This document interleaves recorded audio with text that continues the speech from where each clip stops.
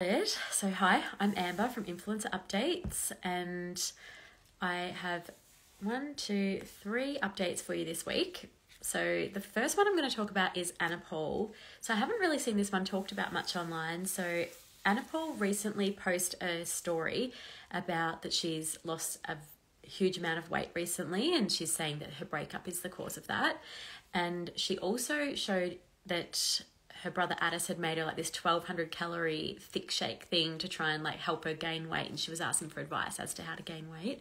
But also in the Q&A, she had a post of herself where she had bruises all over her legs, and she was saying she doesn't know what it's from, and people were saying that it could be a sign of either leukemia or anemia. So the anemia one makes sense to me because if she's losing weight, she's probably not getting the foods and the nutrients that she needs. So let's hoping that it's anemia, which is low iron, rather than leukemia, which, as we know, is a form of cancer.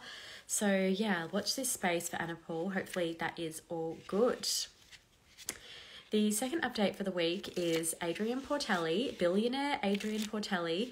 He is apparently one of the richest Australians under the age of 40, according to the Australian Financial Review, with a net worth of over $1 billion. So his partner, I've just gone blank on her name, starts with K. Someone will say it here. If you want to know her name, message me after this because I know her name, and her profile's on private, so you can't see anything anyway. But she had her baby shower on the weekend just gone, and it looked amazing, of course, like any celebrity sort of style baby shower. Yeah, her name's Karlie. There we go. And she is having a baby boy, so everything was blue themed, and Adrian presented her with a push present at the baby shower, which was a Aston Martin car valued at least $350,000, probably double that, because that's just like for the very base model. And knowing Adrian, he probably didn't just get the base model, like he probably got like the completely upgraded luxury model. And he also got heritage plates put on the car, so Victorian heritage plates. They are limited edition plates, like they, I guess, are historical in that it's a run of 6 numbers between 100,000 and 250,000. So there's only 150,000 of them, and you can only buy them on the resale market. So I did some Googling, and the minimum price you will pay for them is 50,000 Australian dollars. So that's a lot for some personalised plates where you don't even get to pick the number. But yeah, that's what you spend your money on if you're a billionaire, I guess. In a bit of juicy news about Adrian, so his ex-fiance, she recently did an interview with So Dramatic, and she mentioned that they split in December, which is an interesting timeline given that Karlie is due with their boy in January. So it's a very short timeline, I suppose. It seems that Karlie got pregnant very quickly, or there might have been an overlap in the relationships. That's just me speculating, that's not fact. And his ex quoted that they were different in what we wanted out of love. So again, I'm just speculating, but that to me, I don't know, it hinted at like an open relationship. Maybe I'm just reading into things too much, but I feel like she's saying I wanted like an exclusive relationship and Adrian wanted an open relationship, which might make sense with the timeline. Again, just speculating. So yeah, that's a bit of information on them. And yes, the baby will be born heir to his $1 billion fortune. Sorry, I do have a bit of a sniffle tonight. Gross. Okay, so the third update is Alice McCall, the designer of the brand Alice McCall. She has announced that she is doing a collaboration line with Shein. So this announcement has not been accepted positively. Everybody flooded the page with comments saying, you know, like, we really loved and respected your brand. Like, why are you working with Shein that are known to like have employees working under harsh conditions and using super low quality fabrics? And before the comments were turned off, Alice, I don't know if it was Alice personally or Alice McCall brand or Shein brand. I did screenshot them, but I just can't remember. They were responding to comments saying that they are focusing on using recycled fabrics. I think it was recycled or recyclable fabrics, like both. and Alice had been to the factory herself over in China, and she was more than satisfied with the working conditions of the employees, and that they were, I guess, created in factories equivalent to what her designer brand Alice McCall was created in. So yeah, she's sort of saying that this will be a really good thing, but I don't know. I don't think it's a very good move. People are saying it really devalues her brand, but her brand doesn't actually exist anymore. So in November 2020, the company went into voluntary administration, which means that you get, I guess, accountants in to sort of like reshuffle everything, pay off creditors, and work out if you could find like a buyer for the brand. So it's not closing down. Voluntary administration, brands often go into voluntary administration, work things out. They might shut down some stores, and then they'll start up again. I think we've seen it with a few brands, like maybe Bardot, that brand. You know how they used to have stores all over Australia? They now have, I think, just like one in Melbourne, and then they make mostly online. So that must have been due to their voluntary administration period. So yeah, November 2020 went into voluntary administration, and then it was, well, a year and 4 months later, 17th of February, that Alice McCall, the brand, shut down. So yeah, it's been, I guess, 11 months since they shut down. 10? I'm really bad at maths tonight. I think that's 9 months. It's been 9 months since the brand closed down. So yeah, I guess it doesn't really matter if this devalues the Alice McCall pieces, because the brand doesn't exist anymore. I have seen a preview of the pieces because they have released that publicly, and most of them look like underwear, which I guess is a fashion at the moment. Like, a lot of people do wear that fashion. And they're certainly not pieces I would wear. I'm a size 16, so I wouldn't feel comfortable in those pieces, but I'm probably not her target audience anyway, so that's fine. And yeah, that's the 3 updates for the week. I also thought I'd let you know that I found a new person that has blocked me this week. People are always interested in this. So Lucy Jackson from Happy Hour podcast, she has blocked me, which I'm really sad about, because I listen to her podcast every week. My sister and I talk about Lucy and Nikki like every day, like what they're up to. And I just find her so funny. Like, she's so politically incorrect, and you just don't see that much anymore. She makes a lot of people laugh. I feel bad saying that, because I'm not saying that I laugh at her mocking things, but I just think she's so loose. It's just funny. But yeah, she's blocked me, and somebody else has blocked me, because somebody sent me like a story of somebody's, and I couldn't click on it because they'd blocked me, but I didn't know who the person was, so that's weird. But I think that Lucy blocked me because of the blind item that I posted about her one time, saying that her and Oli are no longer friends. Because when I posted that, I think that was the last thing I ever posted about Lucy, and I tagged her at the time, which means I wasn't blocked. And then I went to tag her again recently on something, and I was blocked. So it must have been in between them, in between those posts.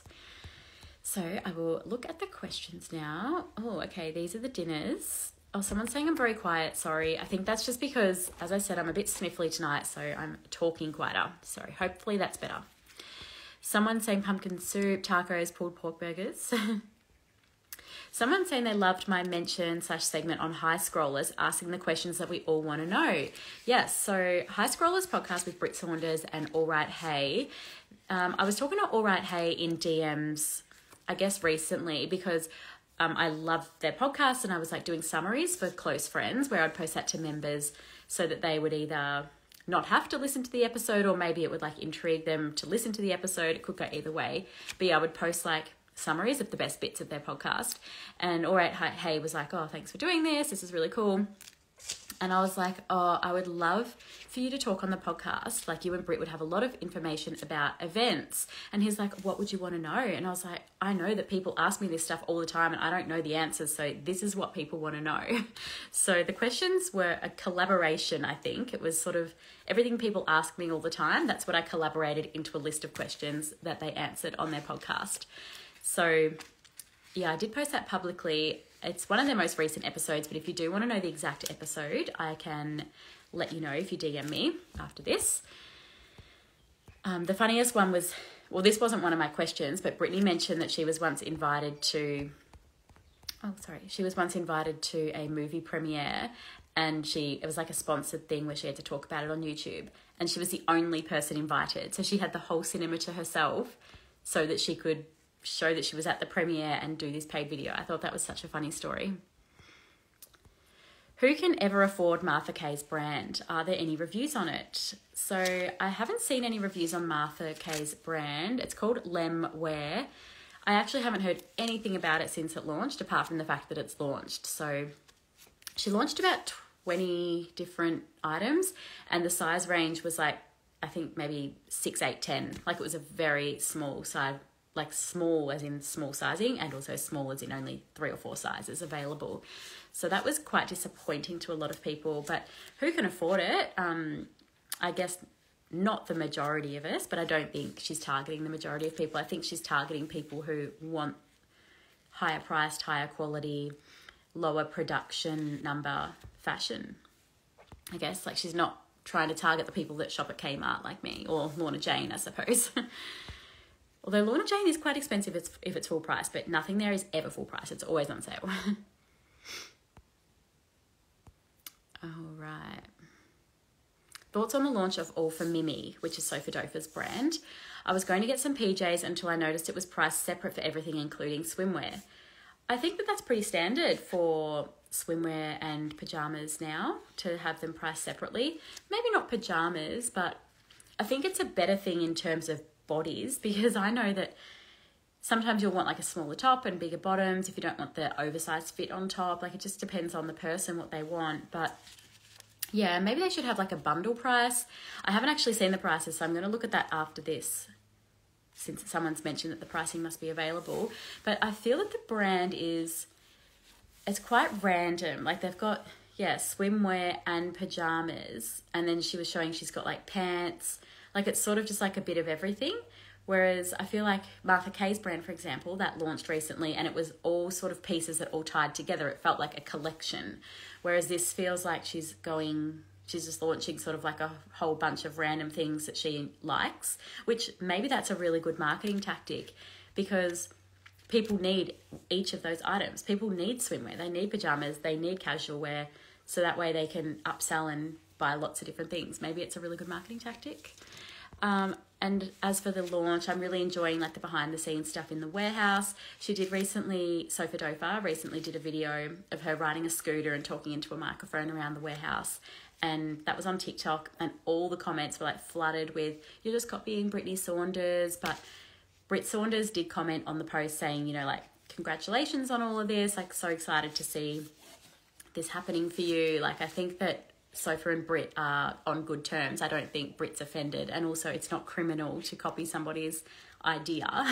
I don't think that that's a bad thing that she copied it. And it was cute to see her own take on it. Georgie Stevenson's new car.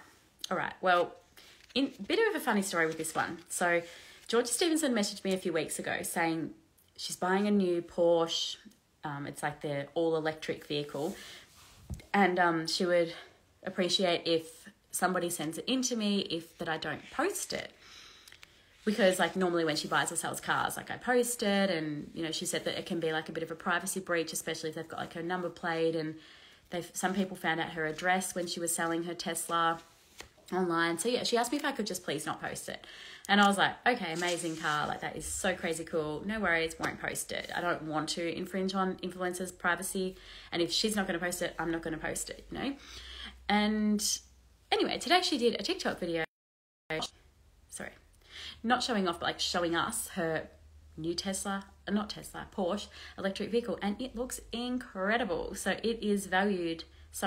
keeping up with Aussie influencers, that Instagram page, they did a screenshot saying it's valued at over $250,000. So that's pretty amazing. And yes, she did sell her Tesla recently, which she only bought 9 months ago, but I guess that's fine. Like, I don't think that that's a bad thing. Like, maybe she just didn't like it. Or maybe, actually, now that I'm thinking about this, Georgie mentioned to me that it was too big. I think she said it was too big and that her new Porsche car is smaller. So that's why she's changed cars. Aussie mum blogger. So that's Keiara McDorrough. I never remember her name. It's Keiara someone who's friends with Ashy Bines. Someone's asking here, what do I think about her joking about sexual assault? So she recently did a video with her partner, her husband, where she said to him, like, what would you do if we were out and somebody grabbed me on the bum? And he was like, oh, well, you know, like, I'd probably have a word to them. And it was just like a cute, funny video. But she then like went further and was like, oh, what would you do if I found a pair of men's undies if you found a pair of men's undies in our bed that weren't yours? And, you know, we're saying all like these sort of sexual things, and the grabbing on the bum, that is sexual assault. And I don't know, like, hopefully I don't get slammed for this, but I don't think she was making fun of sexual assault. Like, I can see how she was, but also I don't think that's what she means by the video. And she wasn't saying specific examples of things that have happened. Like, it was all just, what would you do if this happened? But yeah, I can definitely see, like, if that has happened to somebody and it was unwanted, that her joking about it is very triggering for people. So it probably wasn't a great video for her to post. Well, definitely wasn't a great video for her to post.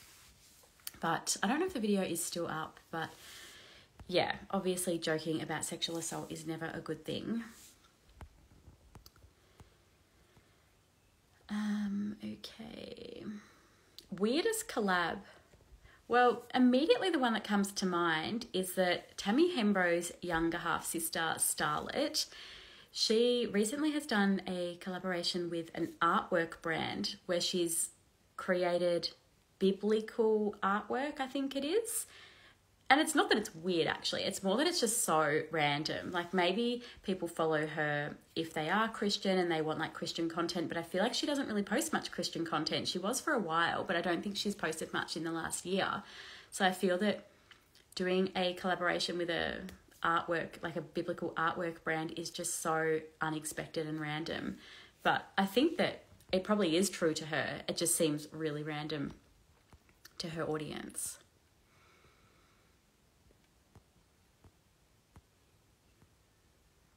Will you be doing any more posts, etc., or only for people who pay?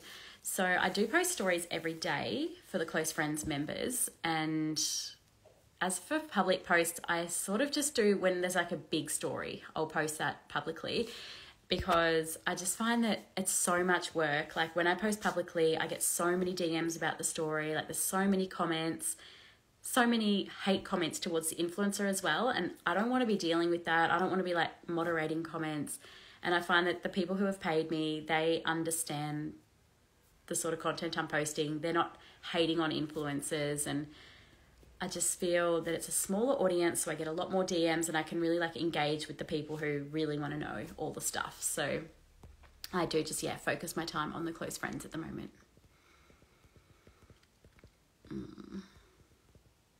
Have you seen the hate Tammy is getting from her new post with her new man? I have been told, and there are like headlines on Pedestrian TV, like their Instagram and stuff, that Tammy gets heaps of hate in the comment section of her TikTok videos because people are like, not another man, like, seriously, baby daddy number 3. And I just think it's horrible. Like, I've said before, she is single. Well, she was single, and she is allowed to date, and she's now dating. Like, I don't see what the problem is. Like, do people expect her to be single forever? I don't really understand why people have a problem with her dating. That is my opinion on that. Any updates about Sarah's Day racist thingy? So, Outspoken Podcast, their subscriber episode today was about the Sarah's Day egg gate. So Sarah's Day recently was talking about making a curried egg sandwich for her son for school, and was saying smelly curried egg. And what's his name? Fox, do you want to take a smelly curried egg sandwich to school? And somebody messaged her saying, like, to refer to smelly and curry in the same sentence is casual racism, and it's not on. Like, I'm really disappointed that you've said that. And she came back saying, I'm not referring to the curry, I'm referring to the eggs. Like, the eggs are smelly. Like, your poo smells like egg. I think that's what Outspoken said that Sarah had said. But I do agree. Like, I was listening to the Outspoken girls, and I do agree that I can see definitely how it came across as casual racism, because they were saying, like, Indian cultured foods, like with all their curries and stuff, like, they often get laughed at because their food is smelly. But yeah, I don't think Sarah meant any malice by it, but she has been you know, caught out with casual racism before, and hopefully this is just another learning curve for her. She does need to be more careful with her words because she does have such a big audience.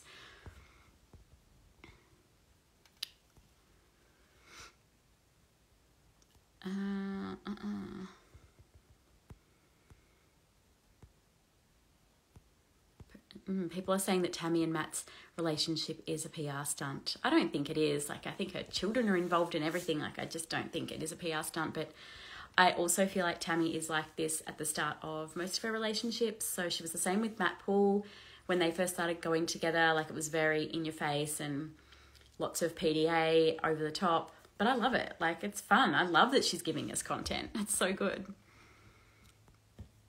Thoughts on why Nikki is with Oli Frost? He seems like such a flop, and I just thought Nikki would date some smoking hot guy. No offense to Oli, but he's just not a hottie.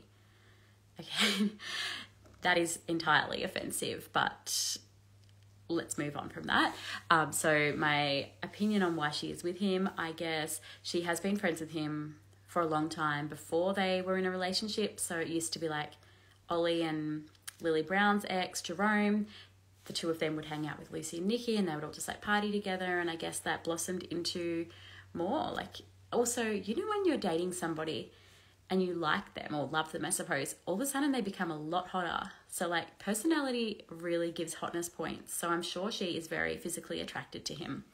And I think that also when they first got engaged, like, he was a very successful business owner with like Marmo, the restaurant, and also his Grass is Greener festival, which has now shut down. But yeah, I think that would be why. Like, I guess he was rich and somewhat famous and good networking, and they were good friends. So I think that is why they probably got together. Lots of reasons. Anything on Abby Chatfield's brand? No, there's still nothing on Verbose, the label. So it sort of launched and never really heard about that one again either. Like, yeah, remember how they had like those 5 or 6 color block outfits? So yeah, I'm not really sure. It looks like she's not doing it anymore. I suppose she's saying that she's going to work less, but she seems to be still working a lot because she's now hosting F-Boy Island Season 2. She's also announced she's now an ambassador for Northern Territory Tourism. So there's always a lot happening, but I think that the brand mustn't be her passion because it doesn't look like she's going to be launching it again anytime soon. Has anyone purchased the Bridgett and Bianca brand Booby Tape? I have not, but since they've been doing all these epic PR things recently, like the Halloween party in LA, I really want to get it, but I just have nowhere to wear it. Like, I don't wear backless dresses. I don't even go out. Like, activewear is all I ever wear. So I have not tried it, and I have no reason to try it. But my sister Keiara, she has tried it, and she found that removing it was so hard. She said it was great, like it stayed on so great when she was wearing it, but removing it actually removed skin with it. So we noticed that they have actually released a adhesive remover, which is mainly coconut oil. So I suppose if you are going to buy it, maybe if you want to save some money, just buy some coconut oil. And it says to soak the bandages in coconut oil until they basically just fall off, because coconut oil breaks down adhesive. It also breaks down fake tan. Really good to remove fake tan with oil.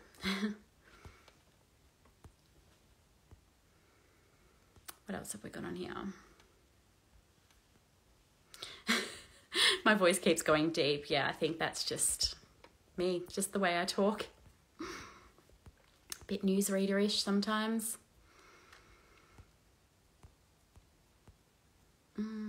Sorry, I'm just trying to look for some new questions. Sophie Guidolin is trying to reinvent herself with being received as more authentic. I agree, but I feel like she's been trying to come across as authentic for a very long time. But yeah, I don't think she is as relatable as she thinks she is. Like, sometimes she posts things that you can tell she's trying to be relatable, and I'm like, no, that's not actually relatable. Like the time she posted about her working really hard, and she was like, oh, you know, this is what you don't see. Like, you see the G-Wagon and you see the designer bags, but what you don't see is like the late nights on the computer. Like, owning a business is really hard. And I sort of thought, well, 99% of business owners don't ever get the G-Wagon or the designer bags. But yeah, I think that was her attempt at being relatable.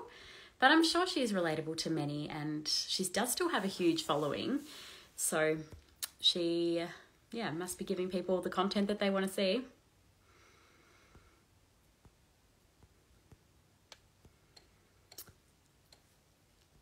Okay, sorry, I'm just looking for more questions.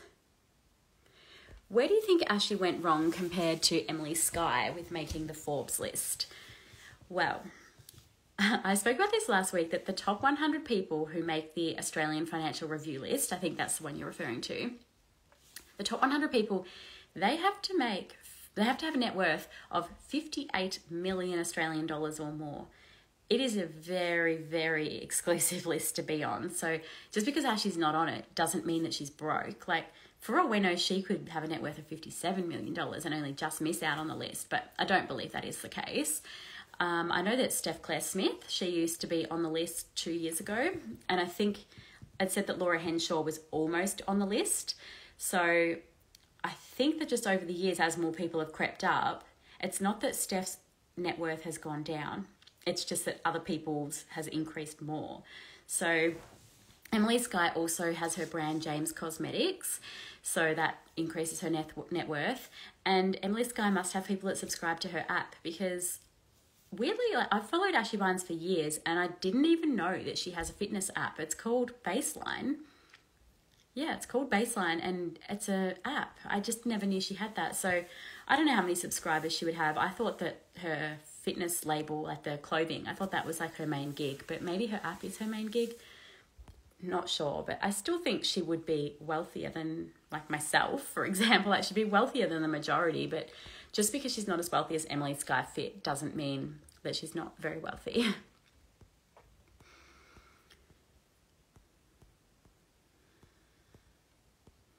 It's funny how it's often the same questions. Like, everyone's asking about Sopha Dopha's brand, everyone's asking about Tammy and Matt. Has Christie Swadling ever spoken about her bankruptcy? No, she hasn't. She has never spoken about it, and it's really weird because, yeah, she's, like, we could see paparazzi photos of her going to court and we saw the court documents that she was filing for it, but then she was, like, posting holidays overseas, like, a week later, and when you lodge for bankruptcy, you're not allowed to leave the country without special permission, like, if it's for, like, work or something. So maybe that's how she got out of the country, because she's an influencer and said it was work. But yeah, haven't heard any more, sorry. Any news on Laura Henshaw? She's in Paris at the moment. She's been posting her, like, daily updates still, and her days are just so hectic. Like, she posts, like, getting up at 6 a.m, and it's just go, go, go, like, meetings, this, that. She's just such a busy person. It just sounds exhausting, but good on her, I mean. Like, she's doing great. Is Ruby Tuesday Matthews still with her man? She acts really exhausted and busy all the time, but I don't think she actually is. It comes across unauthentic. Her voice is out of breath. Okay, I think Ruby Tuesday Matthews is extremely busy. She is a mum of 3 children. She runs Roby, which is a clothing business. She's said that she part owns a new brand, Rue, and, like, Holiday is the model for it. So I'm not sure what the go is with the ownership of that brand. And then also she does her influencer work. So I think she would be just beyond busy. And her man, Shannon, yes, she is still with him. He has been in stories recently. I think with all the rumours going around, she's made sure to post him a bit recently. But he works in Sydney, so I think that he spends a lot of time in Sydney. So she is doing all of that on her own, which is just so full on. Like, I have 2 children and barely have time to run this account. So I don't know how she manages it all.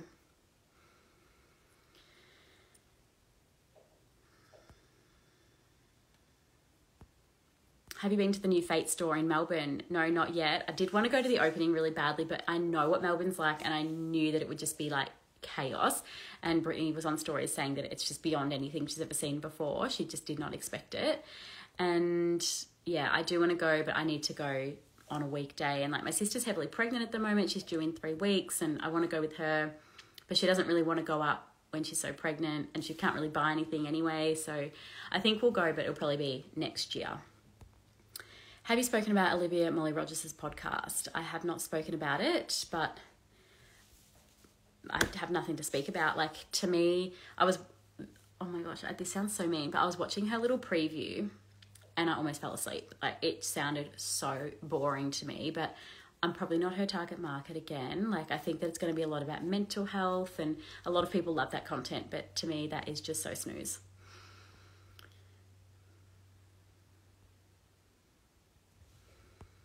Yeah, people are defending Ruby Tuesday Matthews in the comments, saying that, yeah, it seems like she's doing so much. she's always having digs about doing it all on her own, and surely that would cause friction in her relationship, but I don't know, maybe it does.